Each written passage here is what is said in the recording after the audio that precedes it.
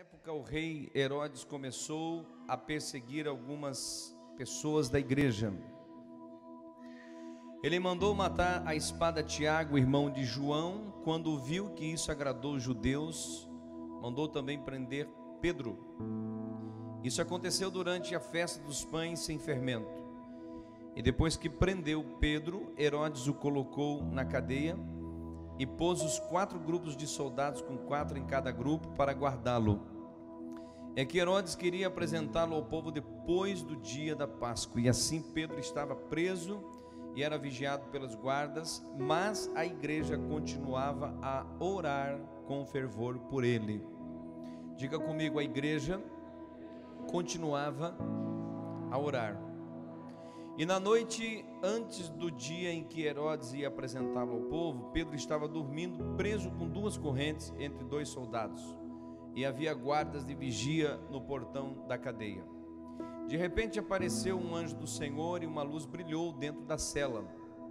O anjo tocou no ombro de Pedro, acordou e disse: levanta-te depressa. Então as correntes caíram das mãos dele.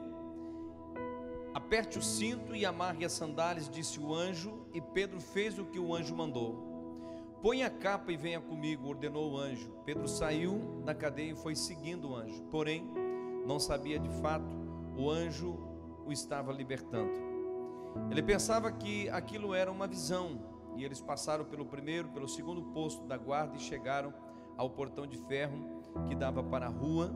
O portão se abriu sozinho e eles saíram e andaram por uma rua, e de repente o anjo foi embora. Então Pedro compreendeu o que estava acontecendo e disse: agora sei que de fato o Senhor mandou o seu anjo e me livrou do poder de Herodes, de tudo o que os judeus tinham a intenção de me fazer. Quando Pedro entendeu o que havia acontecido, foi para a casa de Maria, a mãe de João Marcos. Muitas pessoas estavam reunidas ali orando. Ele bateu na porta da frente, a empregada, que se chamava Rode, foi ver quem era, e quando reconheceu a voz de Pedro, ficou tão contente que, em vez de abrir a porta, voltou correndo para contar que Pedro estava lá fora. Então eles disseram: você está maluca. Porém ela insistiu que era verdade. Aí eles disseram: é o anjo dele. Amém? Pode sentar na presença do Senhor Jesus. Nós queremos extrair desse texto de Atos dos Apóstolos alguns exemplos, algumas coisas que possam somar na nossa vida, na nossa caminhada com Cristo Jesus. Poderíamos falar horas e horas a respeito desse texto e de tudo o que aconteceu aqui, mas a gente vai tirar algumas coisas para que durante a semana a gente possa receber da parte de Deus durante o mês esses exemplos aqui, para aumentar a nossa fé e as nossas convicções diante de Deus. Primeiro, quem acredita aqui em anjo da guarda? Levante a mão. Quem acredita? Sinceramente, eu acredito que existe anjo da guarda. Levante a mão, vamos ver. E se eu disser para vocês que não tem anjo da guarda, que não existe, vocês acreditam? Mas fiquem tranquilos, existe anjo da guarda. Todos nós que estamos aqui temos um anjo que nos protege, que nos guarda, por isso chamado anjo da guarda. Como que é a figura desse anjo? Como que ele é? Ele é uma bola de luz que anda do nosso lado? Ele é uma fumaça? É uma imagem? Como que é esse anjo da guarda? Como é que é? Nós vamos ver nesse texto dessa noite. Mas existe um anjo da guarda, e você vai se surpreender com quem ele parece.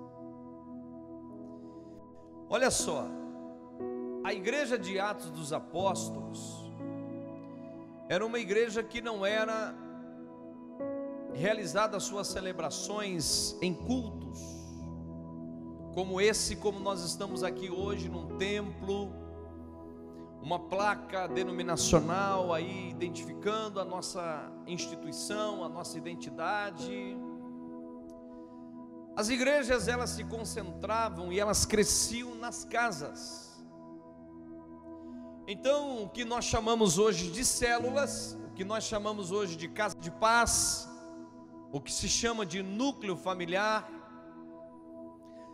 15 pessoas aqui, 30 pessoas lá, 40 lá, 12 aqui, 8 ali, 5 lá. E as igrejas estavam estabelecidas nas casas.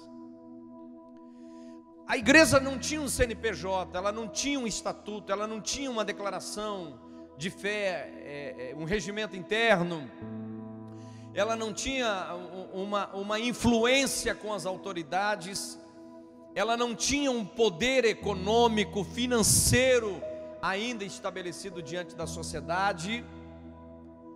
Porém, uma característica forte, indiscutível e forte do DNA da igreja de Atos dos Apóstolos era a oração.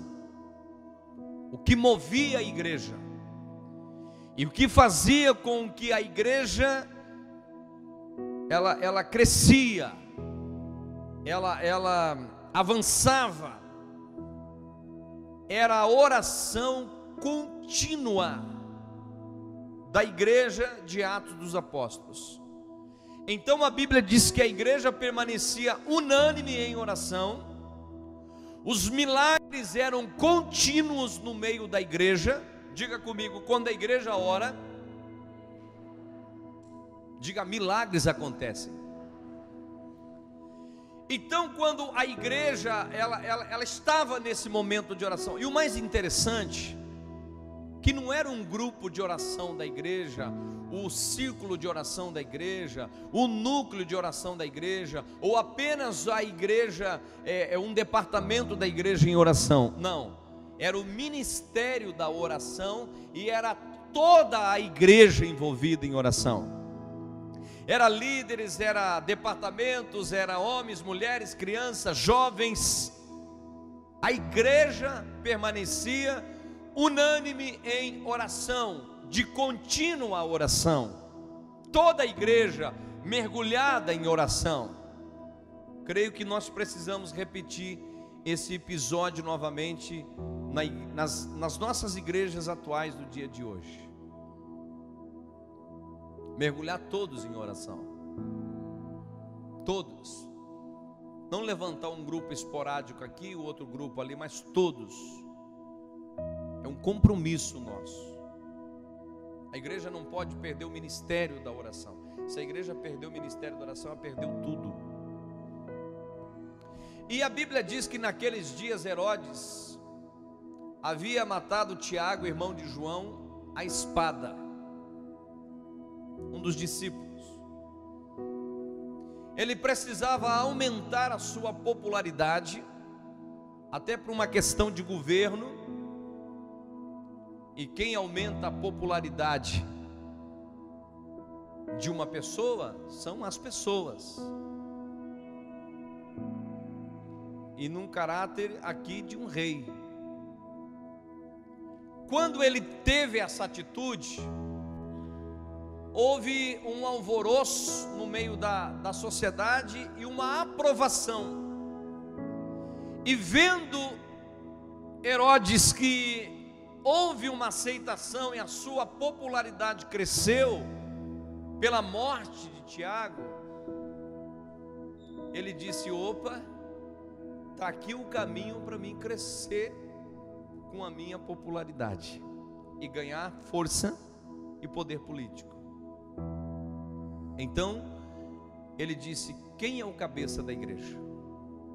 Quem é o líder? Pastor Pedro.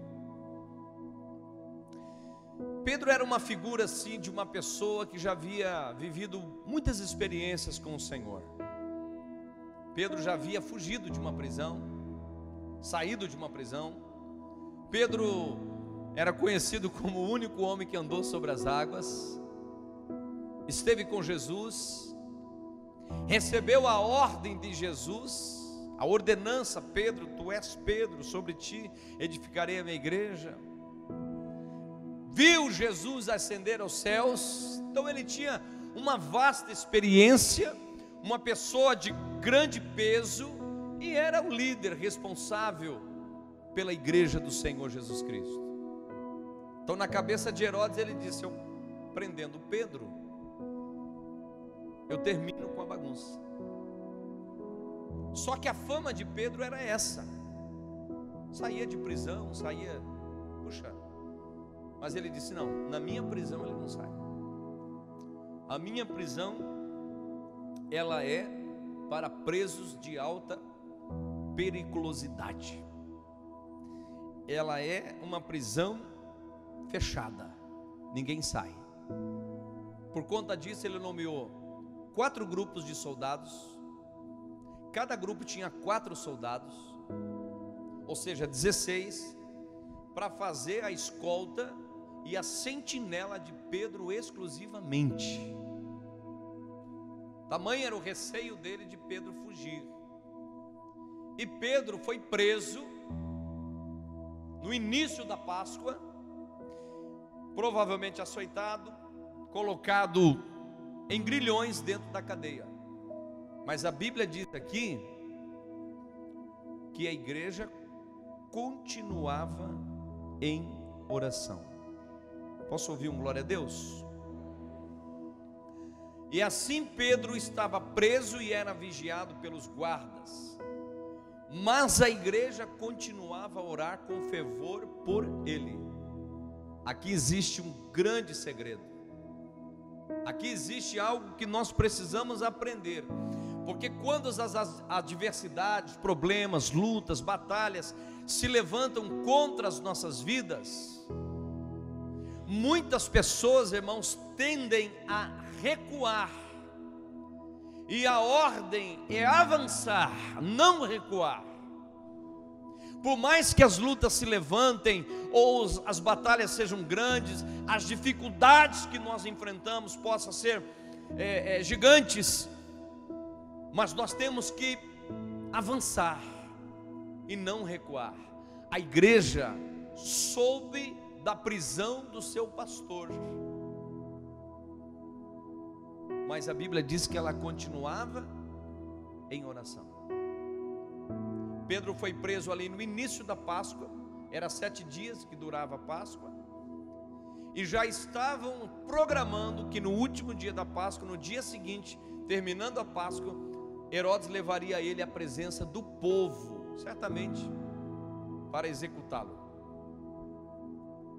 Mas a igreja em oração. Pega a visão aí. A Bíblia diz assim que na noite antes do dia em que Herodes ia apresentá-lo ao povo, Pedro estava dormindo. Irmãos, quem é que dorme numa prisão acorrentado e vigiado ainda por 2 soldados, escoltado ali por 2 soldados dentro da cela? Olha, eu entendo que só descansa em Deus aquele que encontrou o lugar secreto em Deus. O salmista diz, e ele encontrou esse lugar secreto, e o salmista diz assim: aquele que habita no esconderijo do Altíssimo, à sombra do Onipotente, descansará. Só pode descansar quem encontrou este lugar em Deus. E você pode me perguntar: bispo, e existe este lugar em Deus? Existe. Este lugar em Deus existe. O mundo pode estar desabando ao seu redor, as lutas, os problemas, as batalhas, os vendavais, as tempestades, as dificuldades, mas quem chegou, quem entrou neste lugar está seguro, tem paz, não tem ansiedade, não tem depressão, não bate o desespero, não entra em colapso. Sabe por quê? Porque este lugar chama-se lugar secreto. São poucas pessoas que conseguiram chegar lá. Como que eu chego lá, bispo? O veículo que te leva para este lugar chama-se oração. Mas não oração para cumprir um protocolo. Eu sou cristão, eu tenho que orar, fazer minha devocional de manhã, e termina a oração e levanta e diz assim: bom, fiz a minha parte, né? Graças a Deus, já orei, está tudo certo, agora eu vou seguir minha vida. Não pode ser algo penoso para você. Estar em oração no altar de Deus, em comunhão, no lugar secreto, tem que ser algo prazeroso e não penoso. Você tem que sentir vontade de estar lá.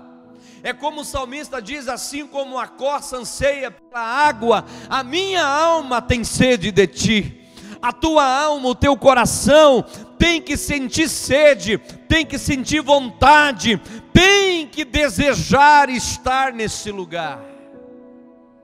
Não é um protocolo, não é uma obrigação, não é uma coisa que vai me fazer sentir melhor. Não, você tem que estar lá com prazer.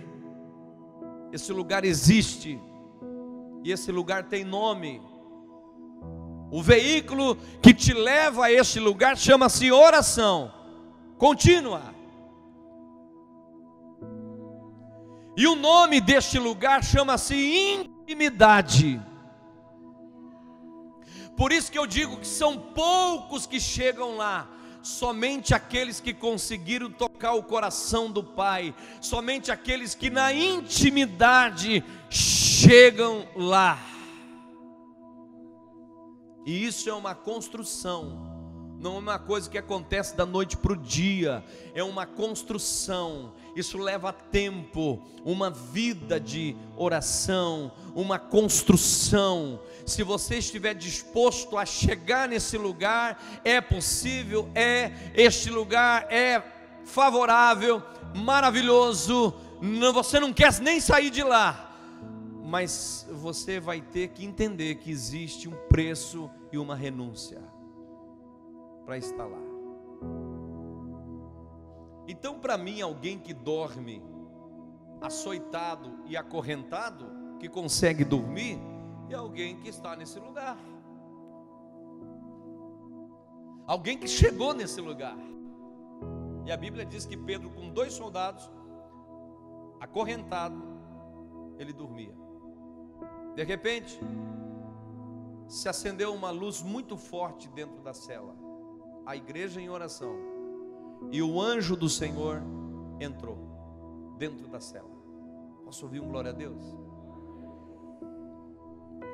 E o anjo do Senhor tocou o ombro de Pedro e disse assim: levanta depressa.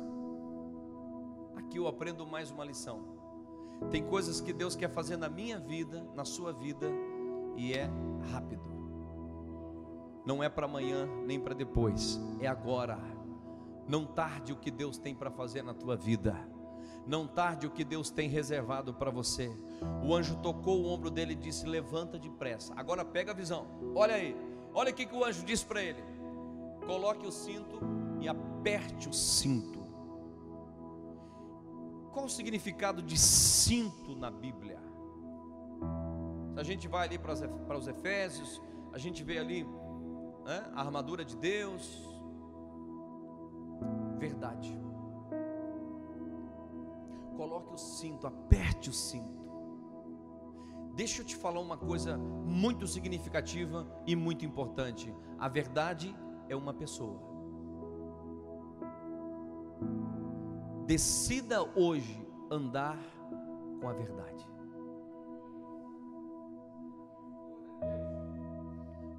Estou tentando te levar para o sobrenatural, para você entender o que é o sobrenatural. Vamos lá. Segundo ponto: calce as sandálias. Qual o significado de sandália na Bíblia?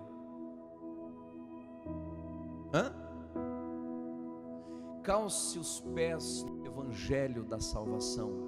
Palavra. Coloque os teus pés sobre a palavra. A palavra é sólida, a palavra é alicerce.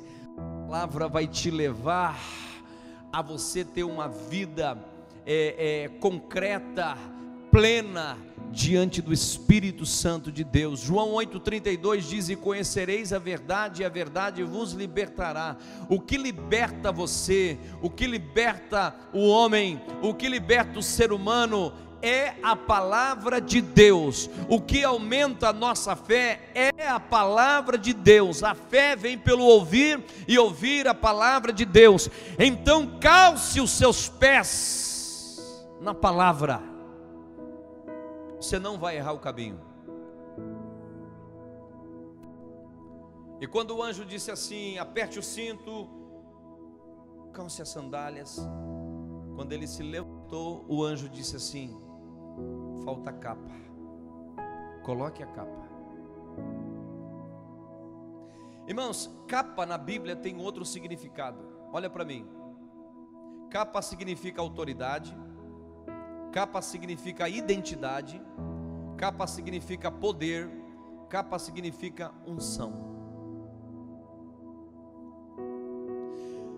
Na sociedade judaica, pessoas eram identificadas por capas de diversas cores. Por exemplo, paralíticos, coxos, cegos, pessoas que apresentavam algum problema, eles colocavam na porta da cidade e identificavam aquela pessoa com uma capa.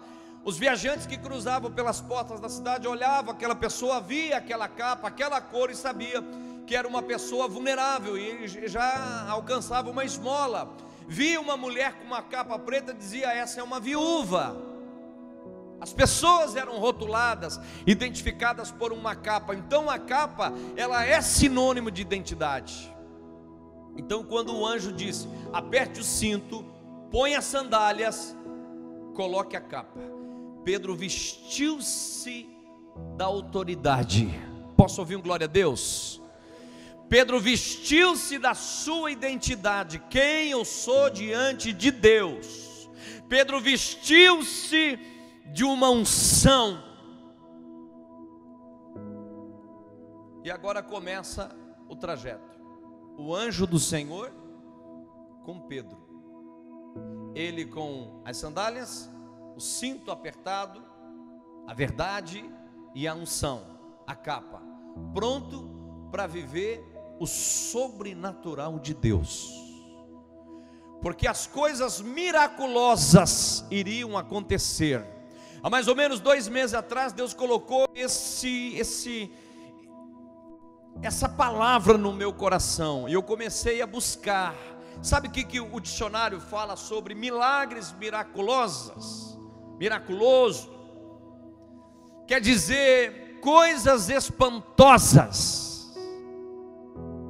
Nós não podemos viver o sobrenatural de Deus com os 2 pés fincados no chão, somente no mundo natural.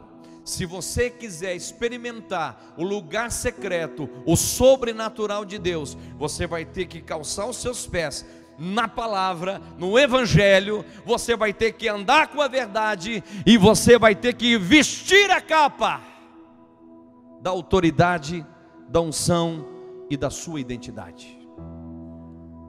Lamentavelmente tem pessoas que se vestem de coisas que não são, e a verdade falta.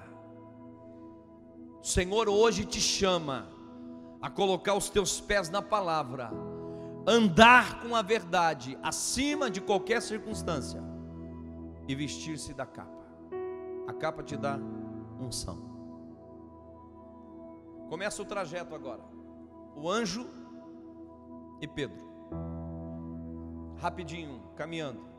Primeiro o corpo da guarda, todos os guardas ali passaram invisível, ninguém viu. Posso ouvir um glória a Deus?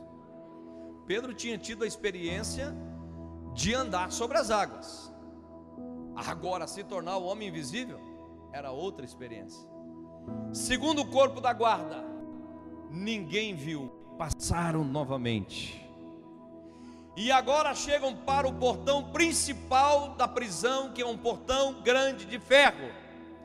E a Bíblia diz que o portão abriu-se sozinho, Porque quando você está revestido da palavra, com a verdade, com o cinturão da verdade, com a autoridade, com a unção, com a sua identidade, sabendo quem é você em Deus, quem é Deus na sua vida, prepare-se para viver milagres miraculosos, coisas espantosas, coisas que você vai se espantar.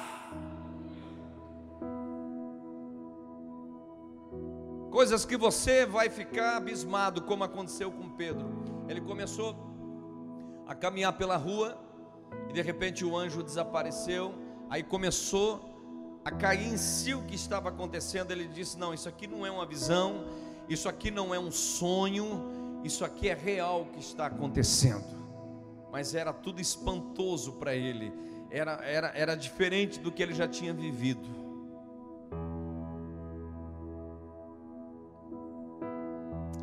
Quando você entra num processo de oração, você não quer sair mais. Você começa a viver coisas espantosas na sua vida. Você sabia que 83%, uma estatística diz que 83% da igreja não ora? Você sabia que 83% diz que a maioria dos cristãos oram somente na igreja, 5 minutos, 2 minutos, 5, 10, 15 minutos, mas não tem uma vida de oração? Tem pessoas então que eu penso, imagino, que vive um evangelho muito raso, muito superficial, uma vida cristã na codependência de um homem, de um sistema, ou até mesmo uma muleta, porque não tem a prática e uma vida rendida aos pés no altar do Senhor. Preste atenção, igreja. O Senhor quer te levar para esse lugar de intimidade. O Senhor quer te levar a este nível mais profundo. O Senhor tem separado pessoas para esse novo tempo que a igreja está começando a viver. Este novo tempo será um tempo de avivamento, será um tempo de milagres miraculosos, será um momento em que a igreja viverá novamente Atos dos Apóstolos. Mas o avivamento, alguém me perguntou um dia, onde que começa o avivamento? O avivamento começa por Uruguaiana, como já foi profetizado, por Benihim, por fulano, por Beltrano, ciclano, começa lá no canto do país. Por onde vem o avivamento? Pela Argentina? Por onde vem o avivamento? Pelo Uruguai? Vem lá pelo Pará? Vem por onde? Por onde começa o avivamento? O avivamento começa por você, tendo o compromisso com a palavra. Deus tem chamado, Deus está buscando homens e mulheres comprometidos com a sua palavra. O teu compromisso tem que ser com a palavra. Você está entendendo isso? Presta atenção. Pedro chega lá na casa de Maria, a mãe de João Marcos, e bate lá, e a igreja em oração, e o fogo pegando. Uma mocinha chamada Rode foi lá na porta, viu e reconheceu a voz do seu pastor, porque a ovelha ouve a voz e reconhece a voz do seu pastor. E ela ficou tão contente que ao invés de abrir a porta, ela voltou correndo para dizer para eles: olha, nosso pastor está aí, a oração chegou no céu. E quando ela começou a falar, disseram para ela: você está maluca, não é ele, é o anjo dele. Então, o teu anjo da guarda é exatamente como você, parecido com você, idêntico a você.